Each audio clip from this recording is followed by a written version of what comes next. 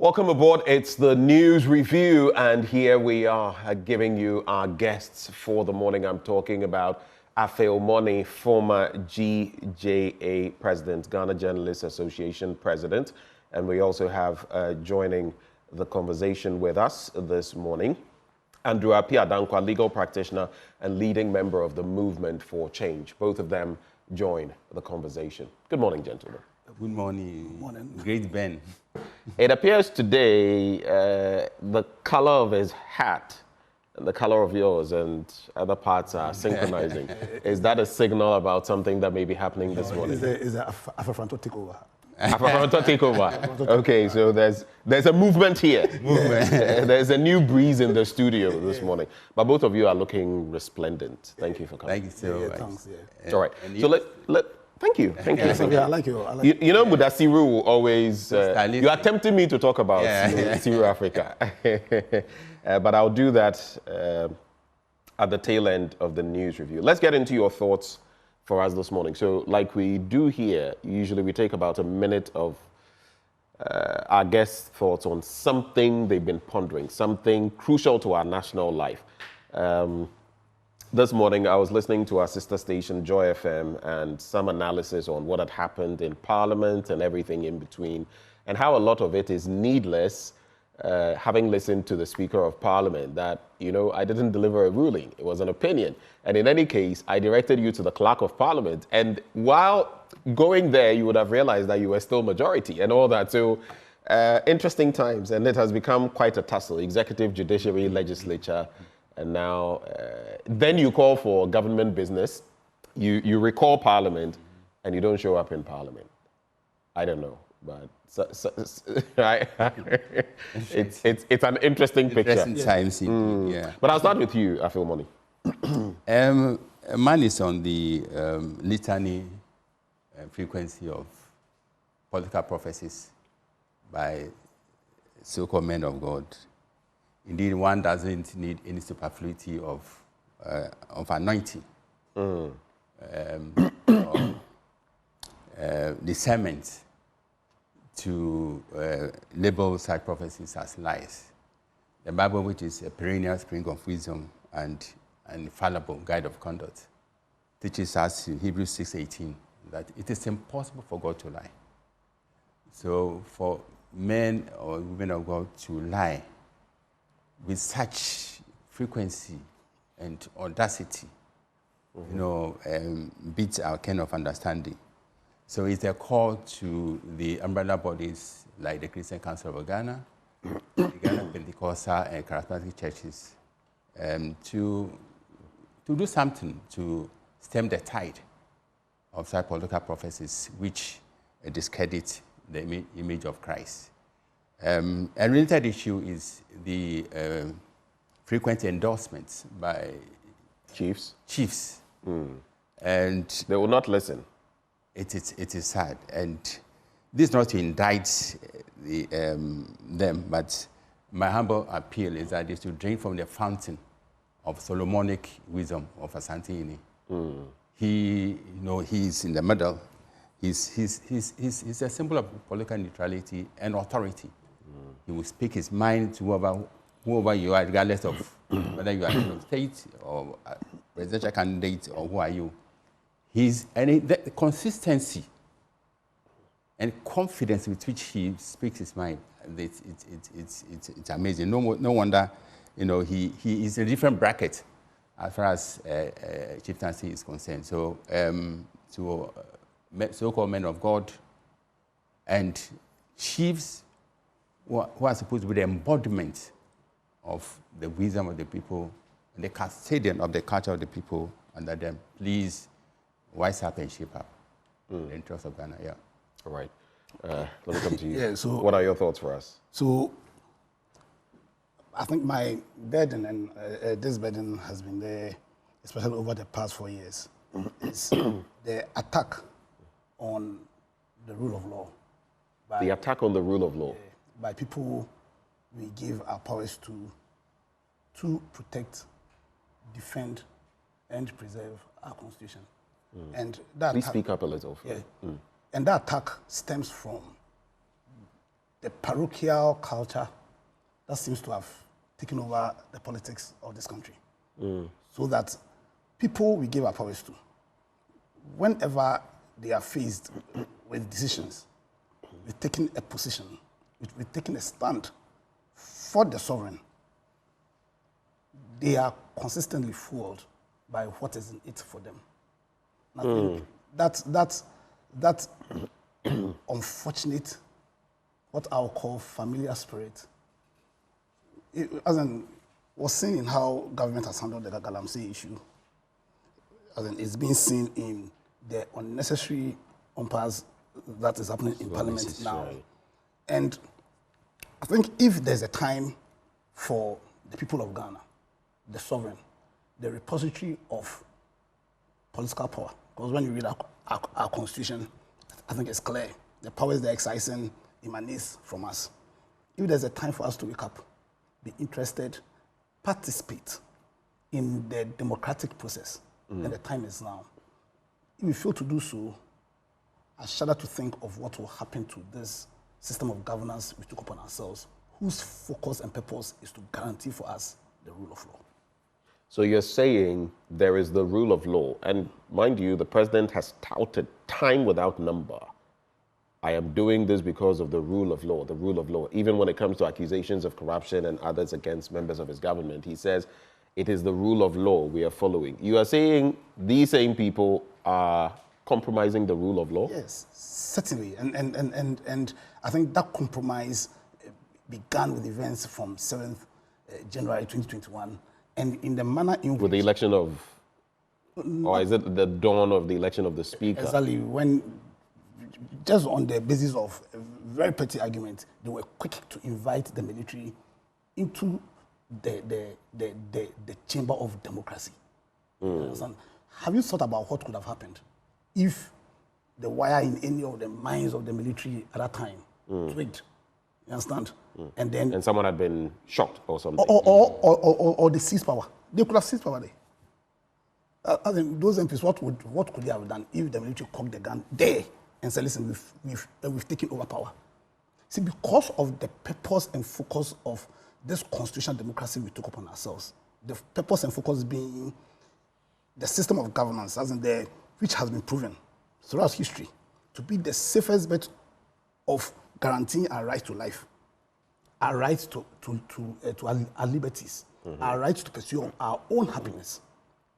So the way and manner in which these powers have been handled by people we entrusted those powers with, as in that tax with, people who took an oath of allegiance, you understand, to protect, defend, and preserve the Constitution.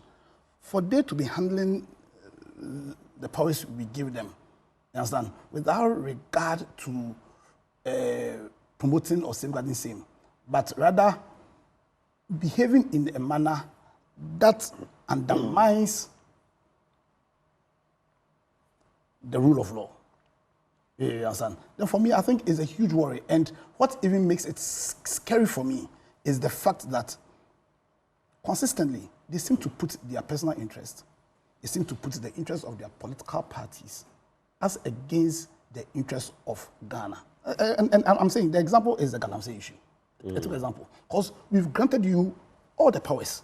But we've created into the president a trust. We've granted you all the natural resources are entrusted to the president to manage on behalf of the people of Ghana. That's what the 1992 Constitution is saying. Now, you the president, you understand that in the manner in which, first of all, they are stealing the property of Ghana, because Galamsey essentially is stealing Ghana's properties. You understand? In clear violation of the trust we created in you. Also, in the way they are stealing, they are destroying the environment. You understand? Putting all of our lives at peril, because if there's something that is fundamental, if you behave in a manner that undermines the ecological balance, then in the long term, you are putting all of our lives at peril, and that's why we say it is an existential threat. What has the president done? You understand? And where we know that, and there are reports that suggest the majority of the people who are into Galamsey are members of his political party.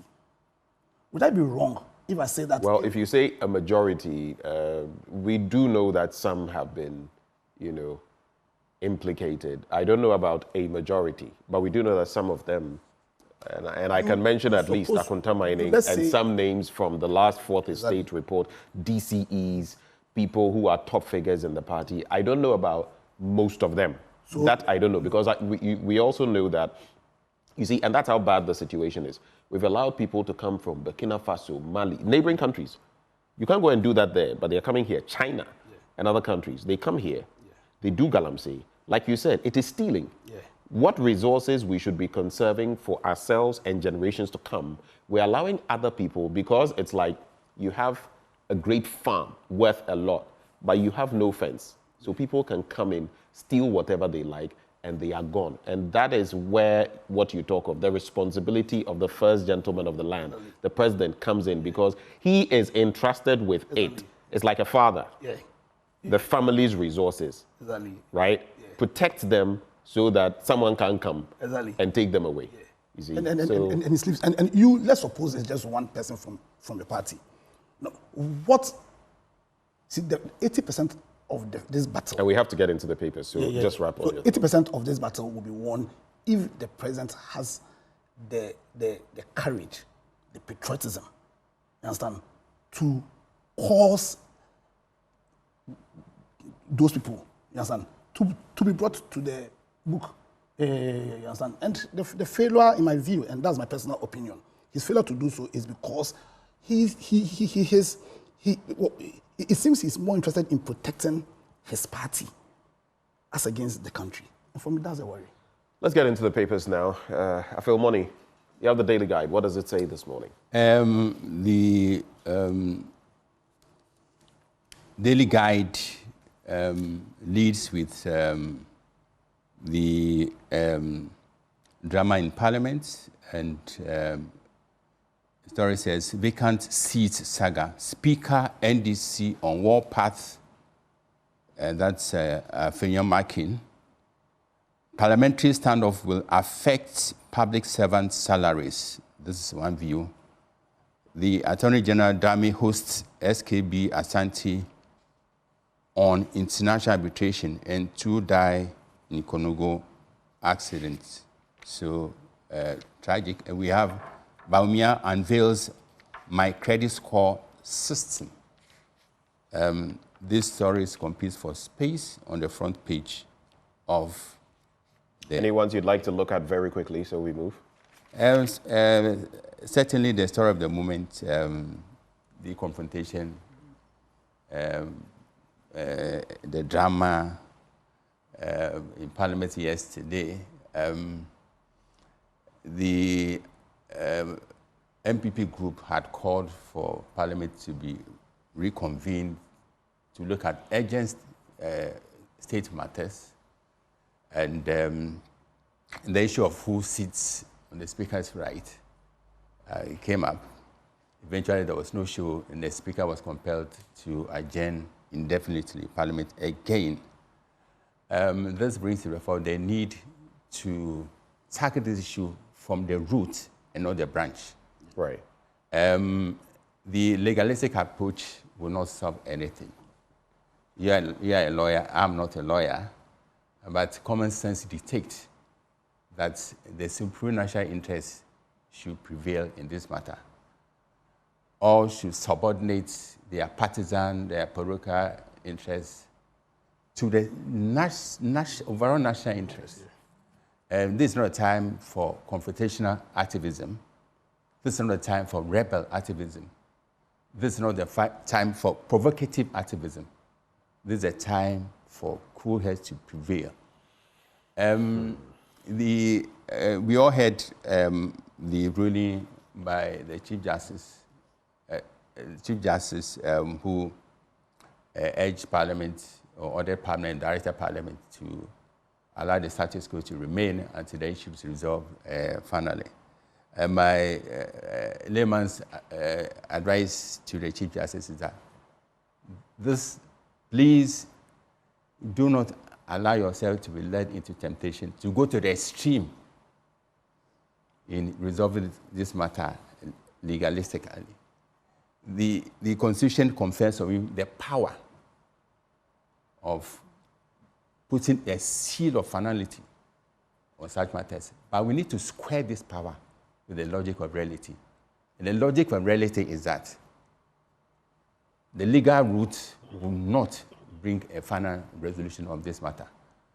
This is the time for all heads, all minds to come together. We're told that the speaker was confronting some statesmen to mobilize ideas and then to resolve this issue. But what happened yesterday was a clear indication that no breakthrough had been achieved. So there's a need to go back to the drawing board to resolve this matter in the supreme interest of this nation. But yeah. Do you want to go on? I had wanted to throw a question on that to the lawyer. Yeah. Oh, go ahead. I also find it curious because you recall Parliament, right? Because you say government business must be done. And if you recall, the Chief Justice said, and how is it that, in a republic, Parliament is not sitting and all of that? Parliament sat yesterday. Yeah. The members of the MPP caucus, who, by the way, if they were to go to the Clerk of Parliament, would discover they were still the majority, whichever way you want to look at it, which is why some people say this haste to go to court was needless, right?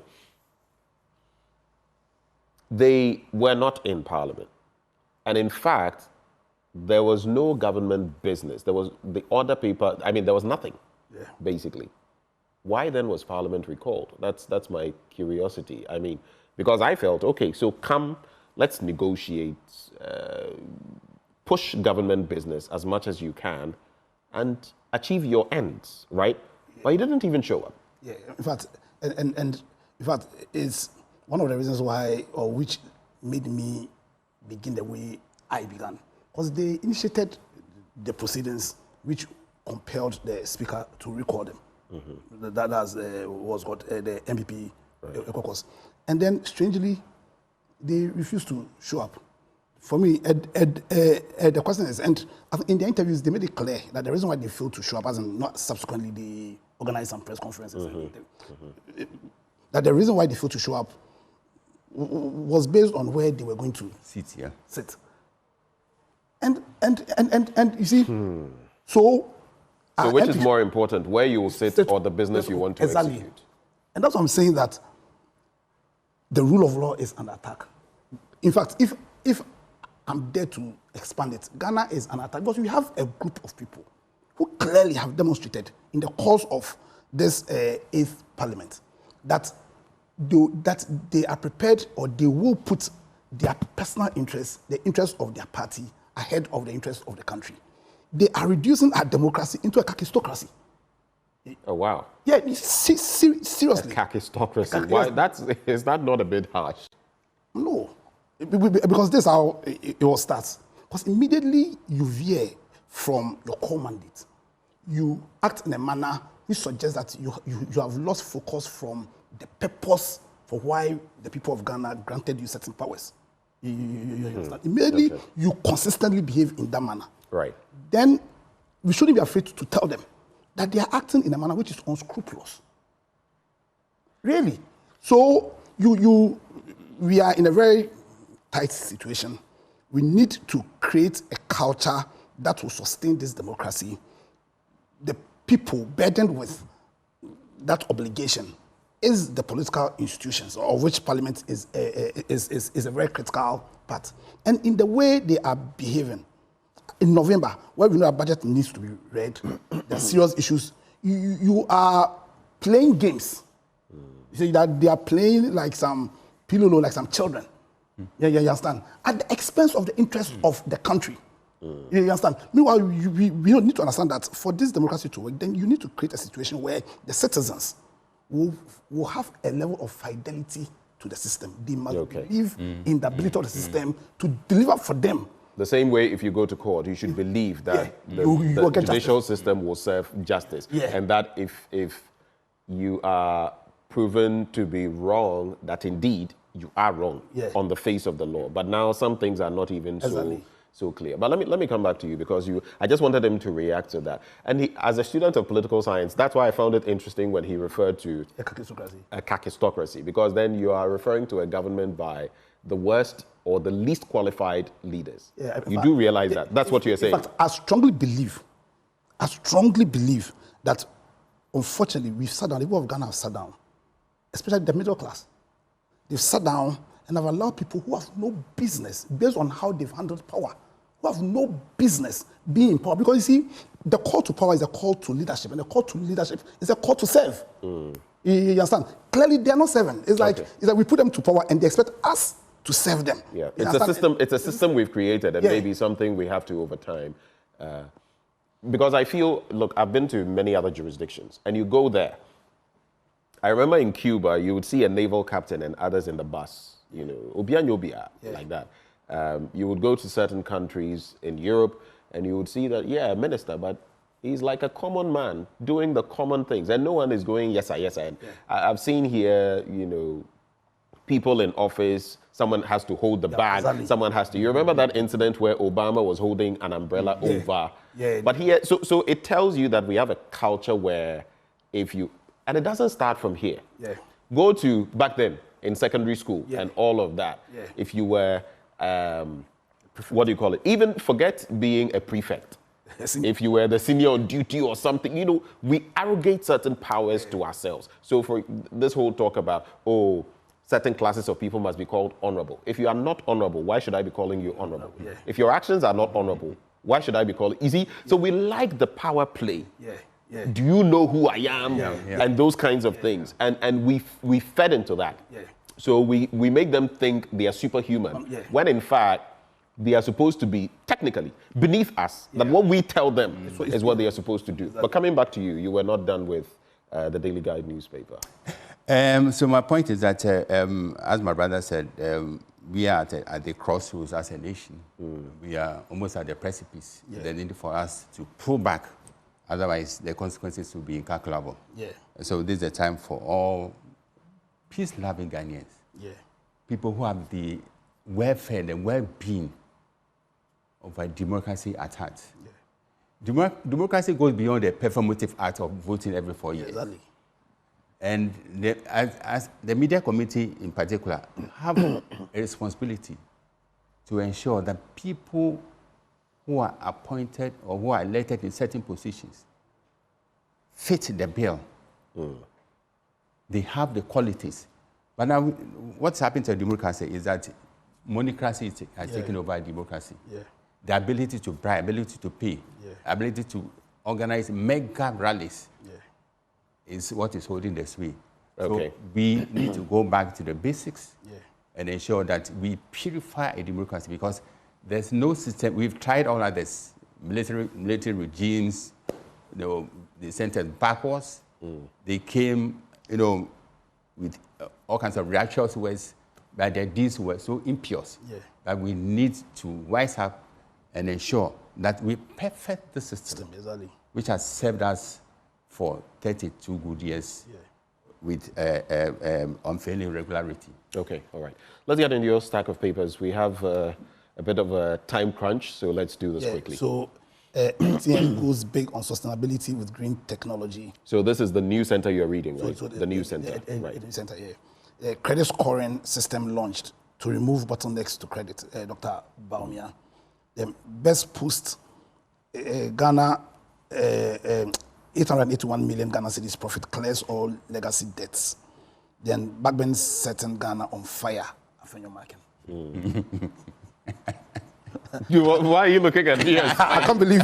Afenyo says, you know, Backben is setting Ghana on fire. That's what he said. In fact, I listened to Backben, I think on Wednesday. On the 6th. The press conference. On the press conference. And, and my personal view is to commend him for that press conference, because my understanding of what he sought to do was to cause the politicians to have a real focus and a real commitment to the reasons why they are where they are in the first place. And that's why... Honestly, I felt after that press conference that yesterday, maybe they would be able to negotiate things and move forward. Unfortunately, that did not happen. Because, you see, and in fact, I was really appreciative of the fact that he made reference to the oath they took, the oath of allegiance, in which they swore by God, by the Almighty God, to be faithful to Ghana, to protect, preserve, and defend the Constitution of Ghana.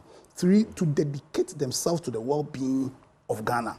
Now, the essence of that oath was to commit themselves to the reason why we took upon ourselves this system of governance, which is, once again, to protect our right to our lives, to protect our liberties, and to protect our inalienable right to pursue our own happiness.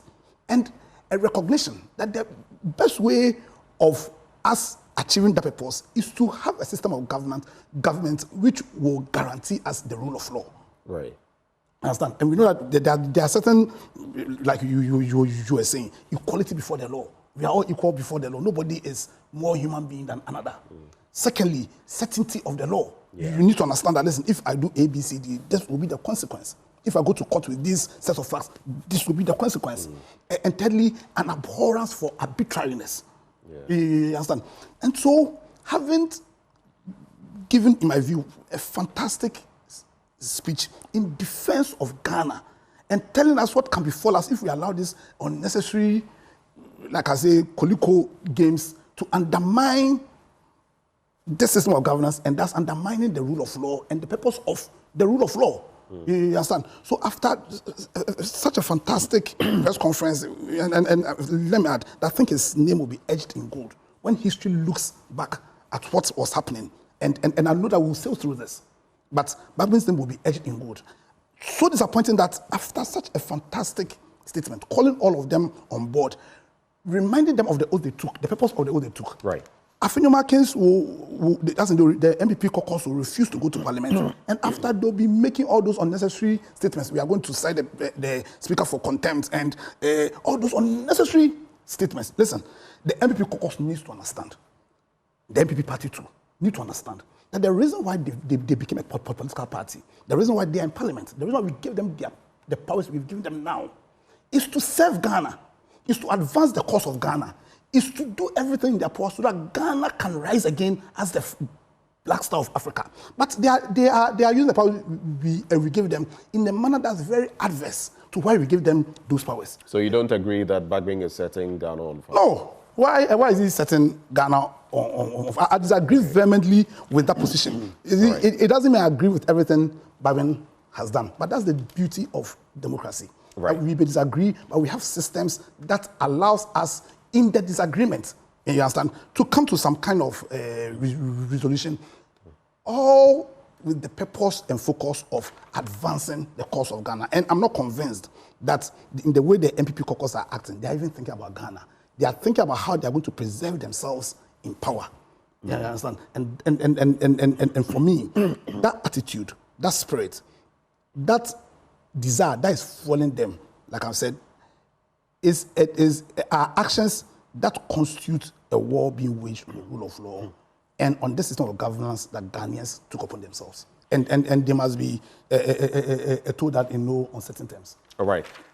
Let me also, okay, so let's see whether there's something you can quickly do from ABC News before I get into the daily graphic. So ABC, just the headlines. So Bawumia to win one touch with 50.48%. That's the IGG poll affirms.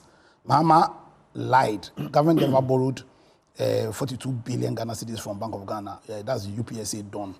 And John Mahama's portion of Ghana's current debt stock, same as that of President Akufo-Addo. That's from Dr. George Domfe. In 30 seconds. So, with what the way you're going back, I think you're about to drop bombs. You come forward. So with what happened in the US, with what happened in the last US election, right? Or personally, I see what the pollsters are saying, but the most important poll is what we are going to undertake on the 7th of December. Available. Exactly. With all that is happening, you understand? With everything that is happening, who has created more environmental mess than the other NDC MPP, who has borrowed more than the other MPP NDC, who is more corrupt than MPP NDC, all these. Listen, let's radically shift from this duopoly. You understand? Because if there's anything they've taught us is that when the question is asked, you understand, they are going to choose their parties over the country. Let's vote for Alan John Kojo Chemanten, who has demonstrated that when he's pushed to the wall, he always chooses Ghana. And indeed, he's pushing for a government of national unity. Right. Where your party doesn't matter, your tribe doesn't matter. Where all he requires from you is your commitment to the Ghana cause. Let's vote for him and let's sweep these two noisemakers and destroyers from the system. They are destroying the country.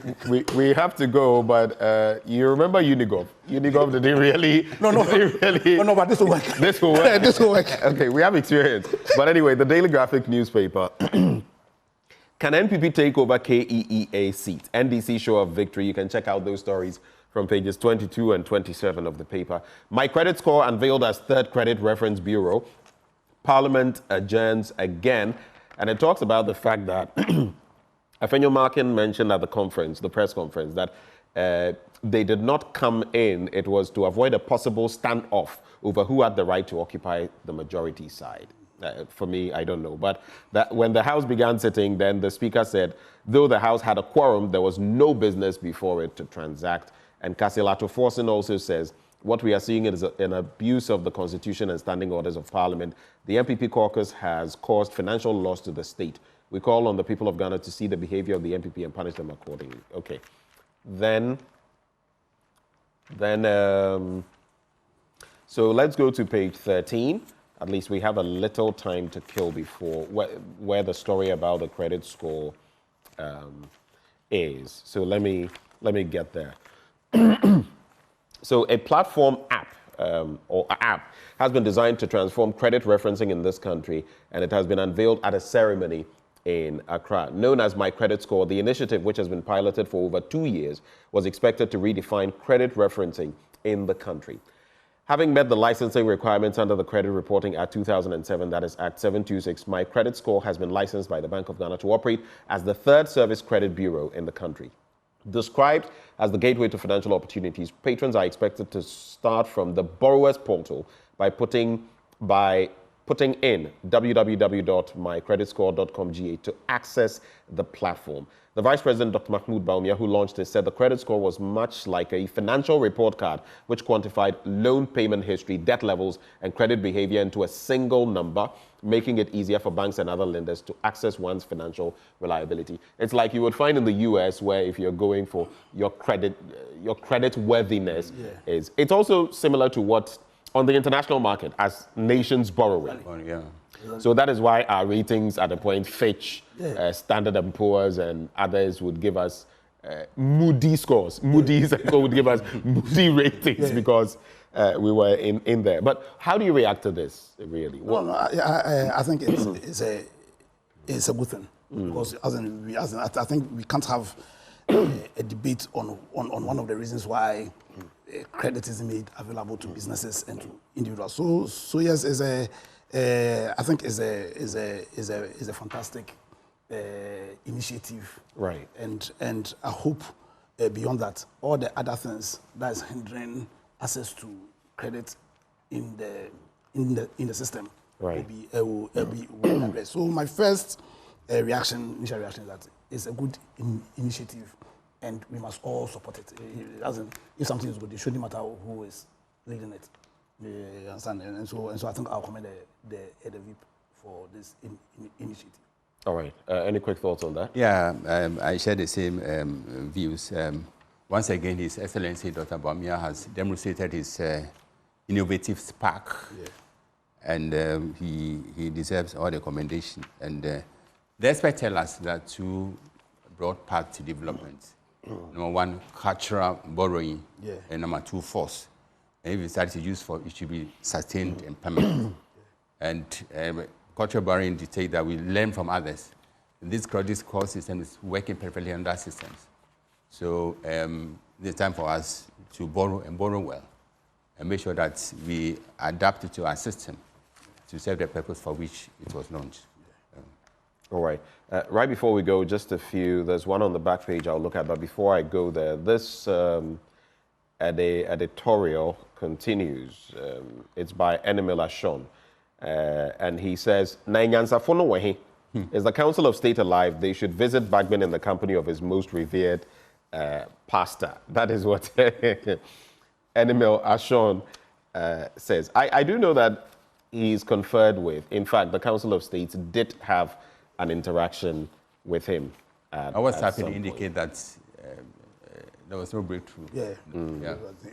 They only scratch the surface of the Exactly. wave. And there's a need. And you, as a lawyer, you know, there's also been this talk about the real work of the Council of State vis-a-vis the deliverables in our country, an advisory role that no one has to enforce, and what they are as well, what some people term another drain on the public who see them purse. as Those conversations have been had, and even if you go into the 2010 Constitutional Review Commission, there are thoughts there about this whole idea of a Council of State. In fact, my personal view and the view of my candidate, very briefly, we have to briefly, is that we need a radical look at our constitution, as in radical reforms. And I think the Council of State is one of the.